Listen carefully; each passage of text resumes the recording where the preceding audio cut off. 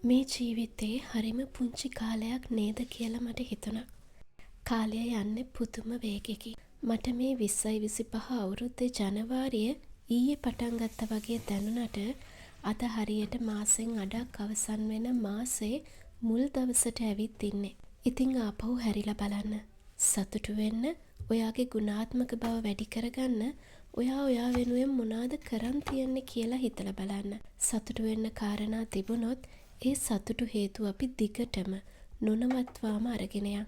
නැත්තම් මේ මොහොතේ ඉඳන් ජීවිතයේ ගුණාත්මක බව වැඩි වෙන යහපැවැත්ම කරා යන මගක ගමන් ආරම්භ කරන්න අදම පටන් ගන්න. අපට කාලය ගොඩක් නැහැ. තප්පරයක්වත් කාලය අපතේ නොයවා ඔයා ගැන සතුටු වෙන්න පුළුවන් කාරණා වෙනුවෙන් මහන්සි වෙන්න. මේ උදා වුණ ජූනි මාසයේ මම ඔයාලා වෙනුවෙන් ප්‍රාර්ථනා කරන්නේ පසුතැවීම් නැති සැනසීම පිරුණු ජීවිතයකට මාර්ගයේ එළිපෙහෙළි වෙන්න කියලයි. කරන කියන හැම යහපත් කටයුත්තක්ම මේ මාසයේදී සාර්ථක වෙන්න ඕනේ. සුබම සුබ ජූනි මාසයක් වේවා.